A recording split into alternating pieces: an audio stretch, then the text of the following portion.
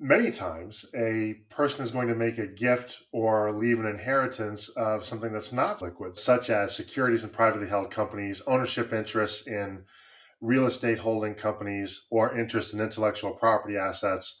They are required to accompany their estate return with a qualified appraisal. Substantial amounts of money can lead to substantial amounts of tax savings. When you make either a gift or leave a substantial inheritance to a friend, a family member, a charitable organization, or a trust, you have to report the fair market value of that gift to the Internal Revenue Service.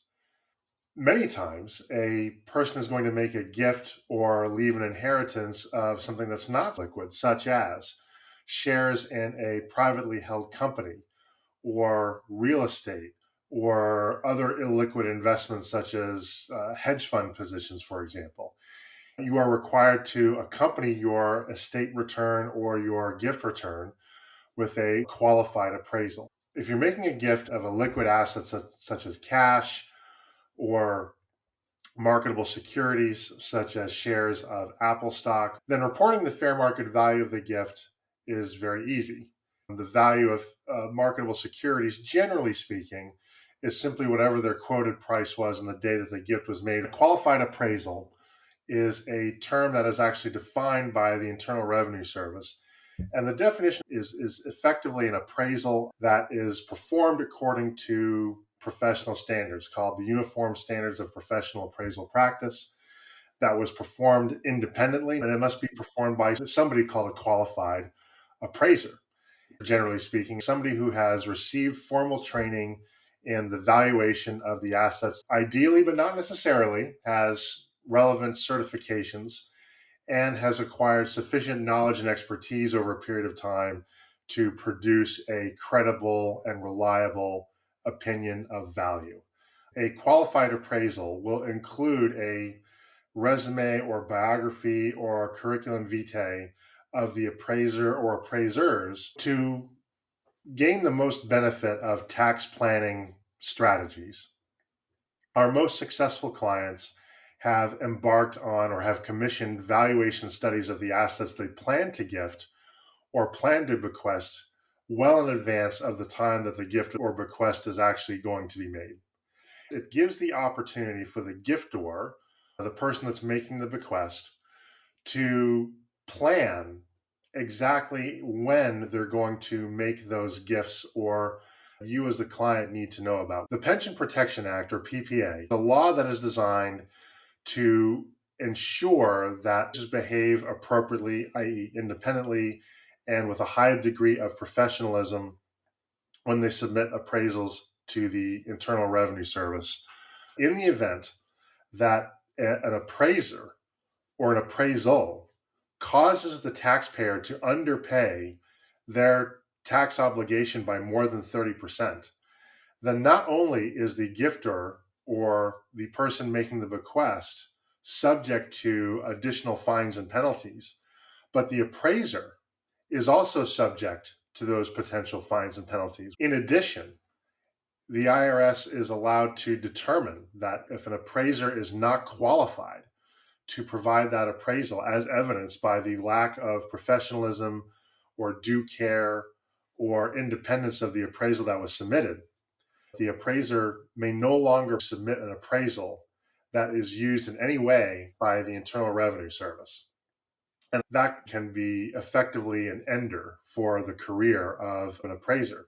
Therefore, it requires that we as appraisers exercise due care, independence, and professionalism in our reports. And frankly, what it also means is that it ensures that it really isn't in the client's interest to try to manipulate an appraisal to produce a value that is beneficial to them. Gift and estate planning is involved because they often involve substantial amounts of money and therefore can lead to substantial amounts of tax savings. Bequests, for example, let's gifter owns shares in a privately held company, and they know that for whatever reason, that particular company is not doing well, or the market has turned against that company, and valuations are generally down.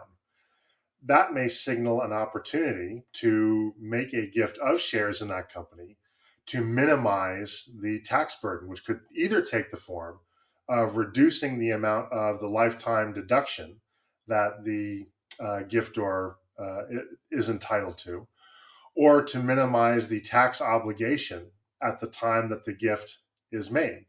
And that may take place before the original plan for the gift would have taken place.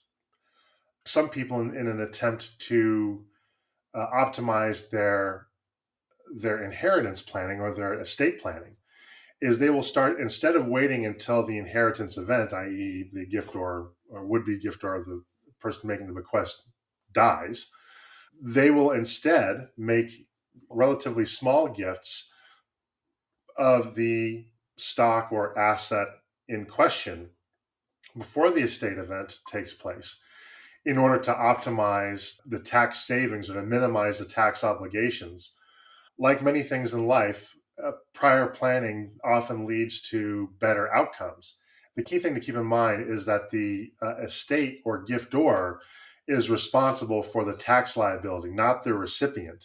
It's important to understand that when you choose to make that gift, you are also assuming certain responsibilities. So let's say you're making a bequest of objet d'art, and let's say that the value of the art is somewhere in the neighborhood of $20 million. Well, the lifetime exemption right now is somewhere around $11.5 million.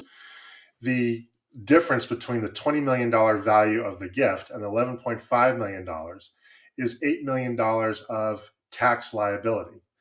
And let's say that the rate of gift tax is 50%. That's not exactly what it is, but I'm doing it for easy math. Then there would be a tax assessed on the giftor of 50% of that $8.5 million or $4.25 million, which means that if you're going to make that gift of $20 million to the museum, you must also set aside $4.5 million in cash to pay to the IRS in order to satisfy the tax obligation associated with the gift. Now, it's important to understand that the appraisal profession has multiple subject area domains.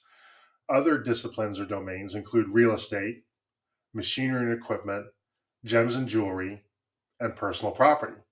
It's important that you retain an appraiser that has the right domain expertise. So if you're making a gift or if you're planning to bequeath assets such as securities in privately held companies, ownership interests in real estate holding companies, or interest in intellectual property assets, we can provide an appraisal that would be considered a qualified appraisal and therefore would minimize the likelihood that the Internal Revenue Service would challenge those appraisals. If your holdings include other assets, such as direct holdings of real estate, gems and jewelry, objects of art, and the like, then we often will coordinate those efforts that tile all the efforts of multiple appraisers into one exercise, which can make things more efficient, minimizes the burden on you, and often can result in some savings. Thanks for watching this installment of Your Business Value. And if you received value from this video, please like and subscribe, and let me know in the comments what topics you would like me to cover next.